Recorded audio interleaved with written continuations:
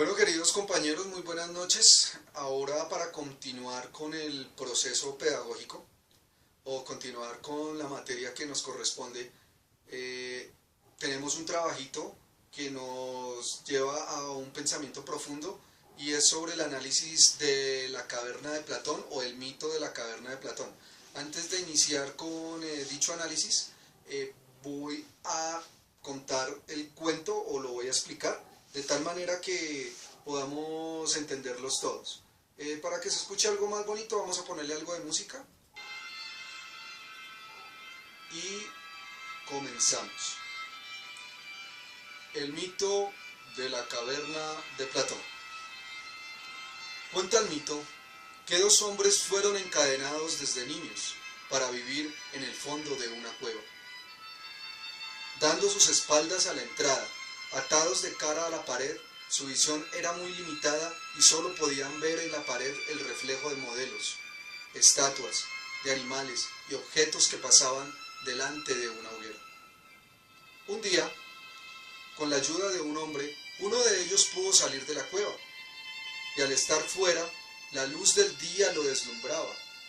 Tanto fue así que le cegó de dolor, que esperó a la noche para poder irse, ya que era mejor la luz de la luna.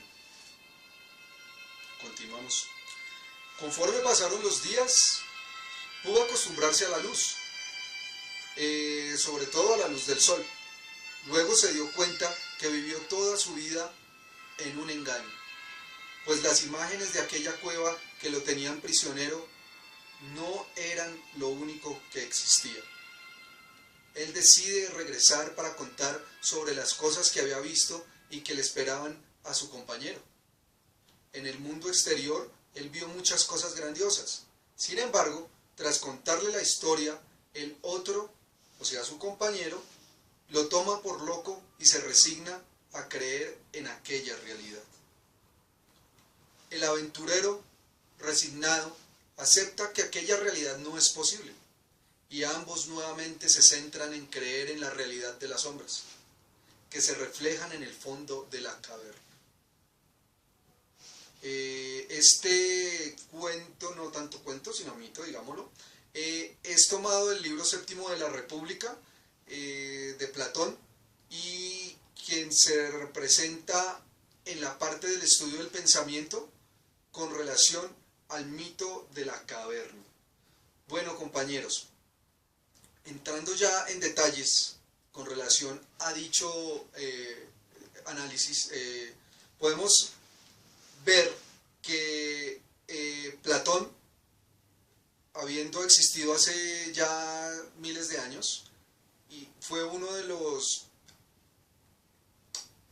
filósofos más influyentes en la humanidad, e incluso hoy en día es tomado como un gran pensador y sus reflexiones son dadas para nuestros días.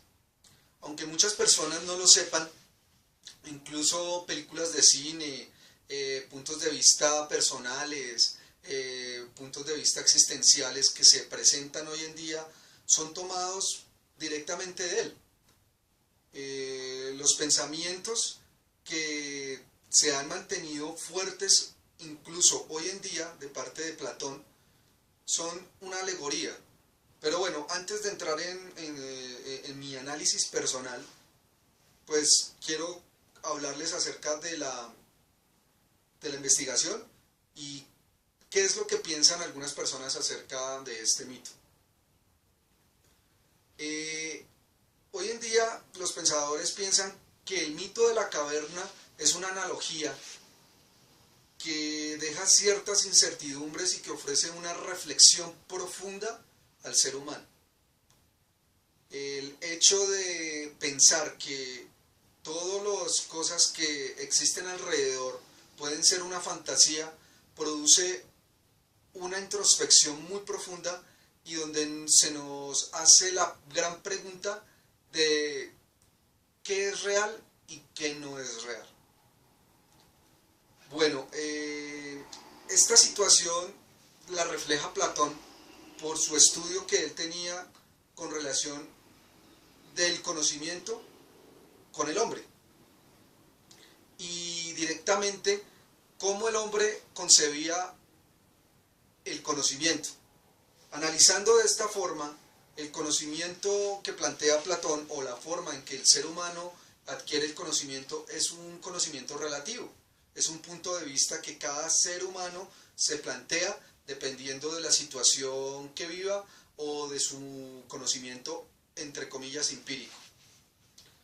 En nuestra realidad, hoy en día, nosotros vemos diseminado este punto de vista por muchos pensadores y muchas personas que tienden a ver el hecho de los complots, que ven en el aspecto del gobierno, del gobierno unitario mundial, y que se está manejando al ser humano desde una élite. Estos puntos de vista nos llevan a nosotros a entrar en un estado que ya Platón lo había planteado. Entonces, estos puntos de vista y estos pensamientos y creencias no son nuevos.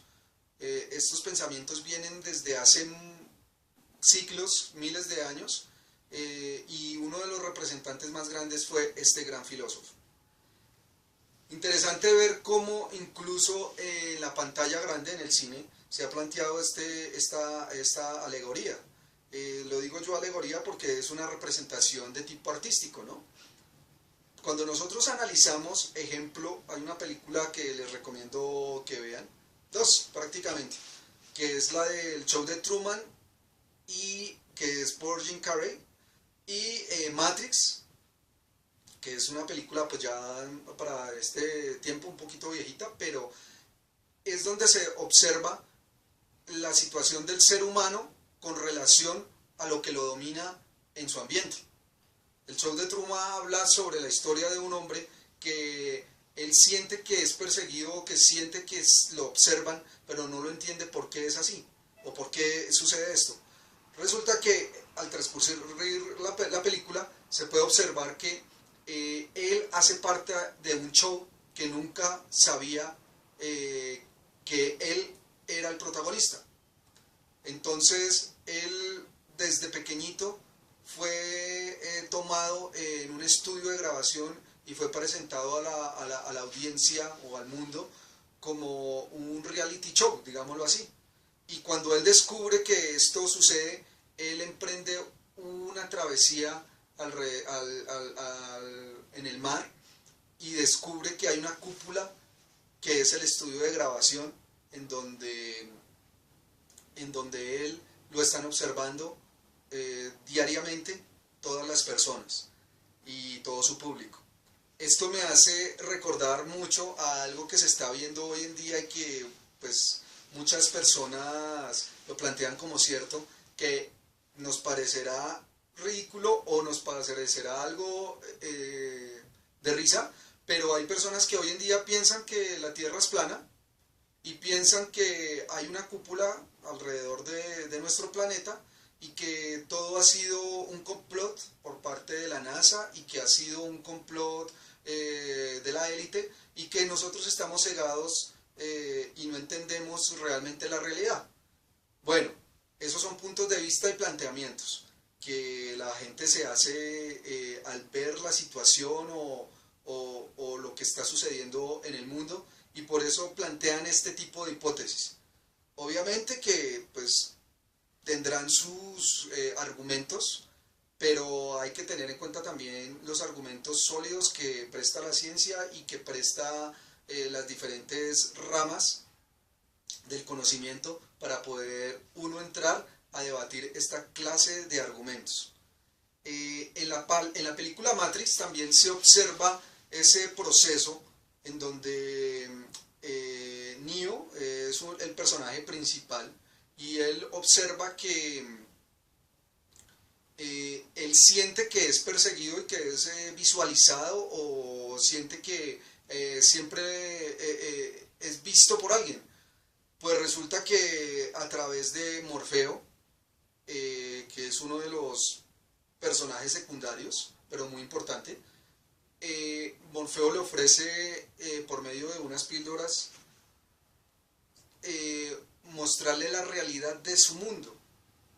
Y Neo acepta, y cuando descubre que la realidad es simplemente un sueño incorporado en nuestro cerebro, en nuestra mente, por medio de máquinas, y que a nosotros nos tienen como seres solamente para utilizarnos por nuestra energía, porque son máquinas las que nos quieren dominar, entonces él se une a una rebelión a favor de la libertad de conciencia del ser humano en ese momento. Entonces es interesante ver todo este cuento y ver cómo el planteamiento que se hacían algunos filósofos es totalmente visible hoy en día para muchas personas. Ahora, lo que personalmente pienso yo de este mito, y lo que yo puedo hacer análisis acerca de la situación actual con relación a este punto de pensamiento, ¿no? Para mí, personalmente, este mito es una explicación alegórica. ¿Qué significa que es una explicación alegórica? Que es un simbolismo, que es un producto con un tinte de literatura y de representación artística, para representar una situación que el ser humano, como tal, está viviendo, y que puede ser parcial para otra persona, pero puede ser total para esa persona que lo vive. Entonces es donde entra a hacer un gran trabajo la parte del pensamiento relativo.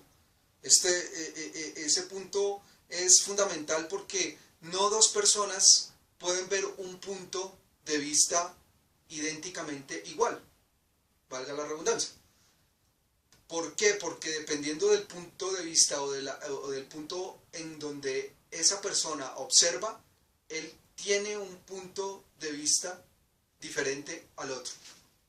Entonces es donde nosotros tenemos que entrar en otro concepto, que es el estado de la comprensión, que la comprensión se da cuando nosotros observamos los puntos de vista de cada persona y podemos llevar esos puntos a una hipótesis y poder deducir una verdad que de todas maneras nunca dejará de ser pues relativa, y tampoco podrá ser imparcial. Entonces, la situación del ser humano frente al conocimiento es fundamental en este tipo de mitología, porque el ser humano tiene que utilizar sus sentidos. Entonces es donde Platón, pienso yo que él explica que dependiendo de la situación que se vivía en ese entonces, con relación al estado político y al estado social que existía en aquel momento, él divide el mundo en dos. Y este mundo, el primero que él denota, que es el primerito, que es el mundo sensible. Y cuando él denota que hay un mundo sensible, se está refiriendo a los sentidos, a lo que el ser humano puede percibir por medio de sus sentidos. Y el otro mundo que Platón quiere describir es el mundo de las ideas, entonces que va más allá de lo que puede ser perceptible, y que es más dado a lo, aunque puede ser objetivo, es algo dado simplemente de una forma casi que espiritual, que es las ideas o la razón. En nuestro caso podríamos decir nuestra mente. Posiblemente el ser humano tiene que entrar en un estado de introspección y de conciencia profunda para poder entender qué es la realidad. Ya cuando nosotros entramos a debatir esto desde un punto de vista filosófico, encontramos que en la historia han existido miles de personajes que han tratado de entregar una parte de esa verdad y hacerla a entender a nosotros, los neófitos del conocimiento. Entonces es cuando nosotros entendemos el hecho del nacimiento de las religiones, cuando entendemos cómo fue que nació el hinduismo por medio de Krishna, cómo nació el budismo por medio de Buda, cómo nació el cristianismo por medio de Jesús, cómo el judaísmo nació por medio de Moisés, etcétera, etcétera, etcétera. Y nos lleva a reflexionar de una forma profunda en que siempre ha sucedido casi lo mismo. El ser humano no ha querido tomar la verdad, como le sucedió al aventurero que salió de la caverna del mito de Platón, y conoció la verdad y la quiso llevar a sus hermanos o a su hermano, y él no la quiso tomar, e incluso sintió odio, rabia o repulsión por su hermano, por lo que él decía, porque tal vez pensaba que era un loco, tal vez pensaba que era una persona que quería engañarlo, y muchos otros argumentos. Entonces, cuando a nosotros se nos dice que debemos tener mente abierta, eso es necesario, es vital para poder uno entender este gran pensamiento de estas grandes personalidades que han existido.